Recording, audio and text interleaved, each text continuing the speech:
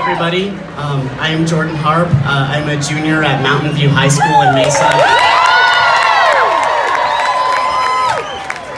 Before I get started, I want to just tell everyone here to stay strong, because I locked myself in the governor's office for 6 hours on Friday.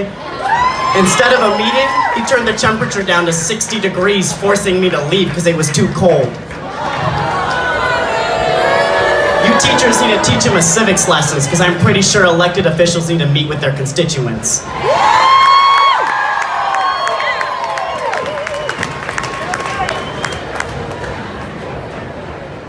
In middle school, I was headed down a dark path. I suffered from depression and anxiety because I never quite fit into the school I transferred to. But every day, I looked forward to my computer tech class because the wonderful woman who taught it knew me by name. She pushed me to be the man that I am today. She was my guidance counselor, my instructor, my mentor, but most importantly, she was my friend. What happens inside the gates of our schools impacts our lives for decades. Our teachers create the next generation. So tell me why my middle school teacher had 3 jobs. Tell me why she and so many others struggled to just get by. Tell me why, after taking the role of not just a teacher, but a parent, a nurse, a counselor, a superhero, so many others can't even survive. It's not right logistically nor morally.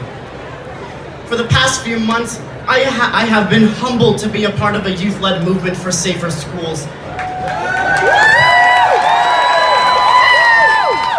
What we students have come to understand is that funded schools are safer schools. And unfortunately, the same support that changed my life forever is fading away quickly. So I must make it clear, Governor Ducey, teachers just don't teach. They make our children who they grow up to become. They have made me into the man that I am today and the competent person who stands before you, because I can tell you that not too long ago, I was far from it. Governor Ducey, my life was saved because my teacher took the role of a school counselor, because we have a 900 to 1 student ratio. And that's just not sustainable. Governor Ducey, the children who you have ignored through marches, meetings, and 8-hour sit-ins stand with teachers because funded schools are safer schools. This is so much more than teacher pay raises, because support staff like counselors, social workers, janitors, bus drivers, all work to shape your children so far into the future.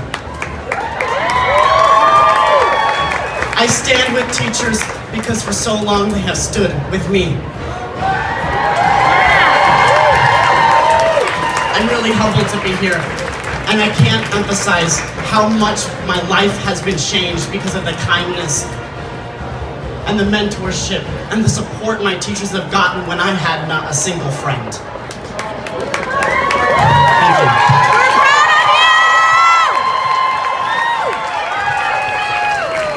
Arizona teachers, can I hear you? Supporters of public education, can I hear you?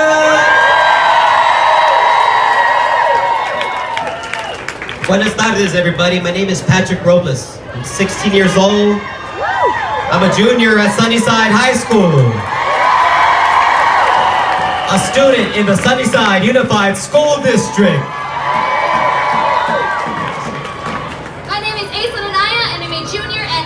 Theater High School in Tucson, Arizona!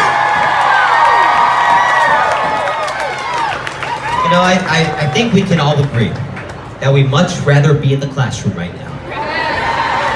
But unfortunately, to unfortunate circumstances, we're out here voicing our concerns to tell the governor, to tell the state legislature, enough is enough.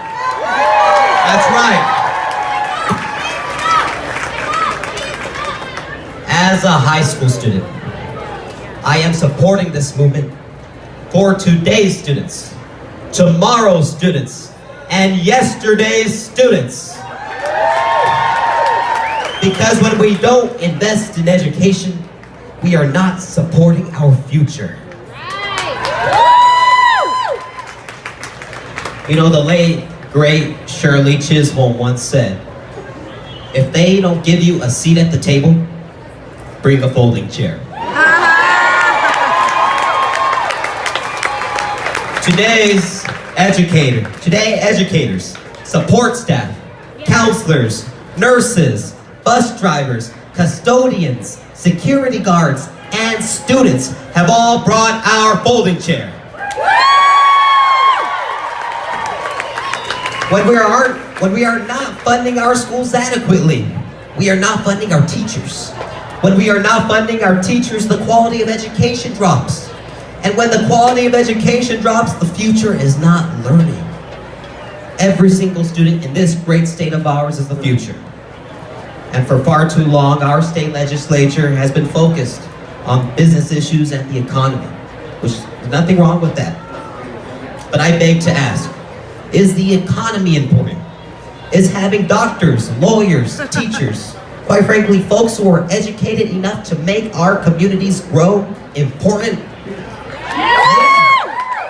Then we need to fund public education.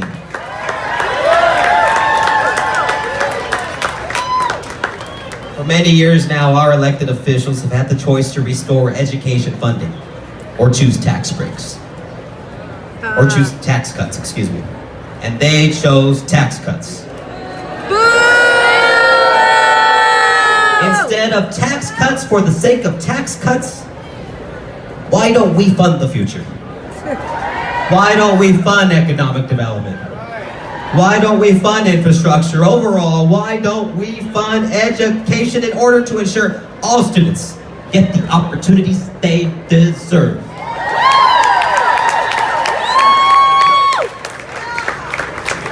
You know, I plan on positively impacting our Arizona community one day.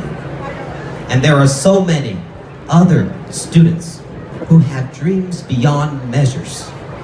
And it begins with a commitment to education, not just by us, but by the governor and by the state legislature. I urge them to not squander, but to properly invest and support public education once and for all. Thank you very much, everybody. We can do this. This fight is our fight, and this fight is worth it. And it is my pleasure to introduce Ms. Aislinn Anaya. It's astonishing seeing this sea of red out here. I am profoundly proud of all our teachers for finally seeing yourselves through our eyes. Day in and day out, your unwavering commitment to your students and your craft is undeniable. Love you, teachers. The impact on our lives can never be monetized.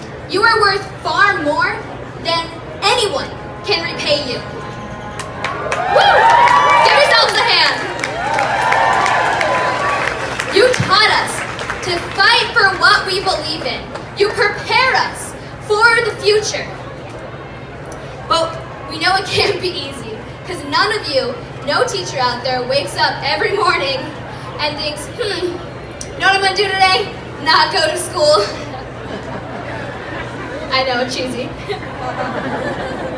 But the dedication you teachers show cannot surpass anything else.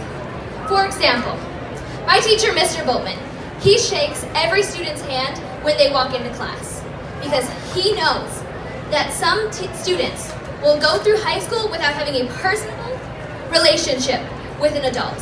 He does not only prepare us for the history test next week, but for real-world obstacles.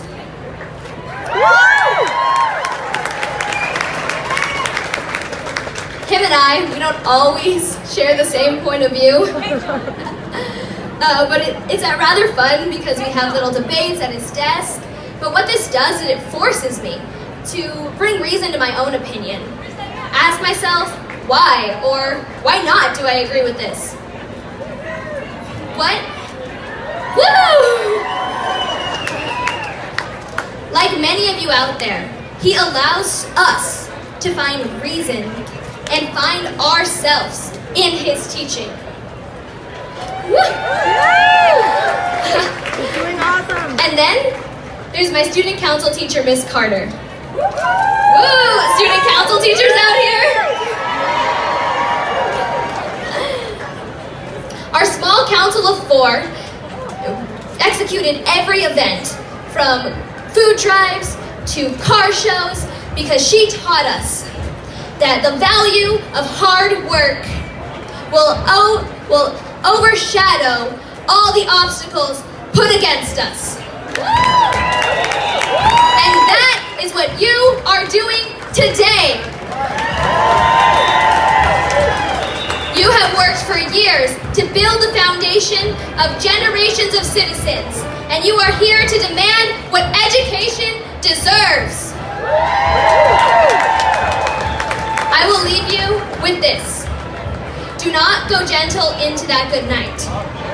Because we as a state can no longer afford a broken educational system. But most importantly, when they give us a plan that we know is unsustainable and does not meet the needs of our teachers and our staff, we must tell them, we must rage against the dying of the light. Because the embers that you have ignited today will never die.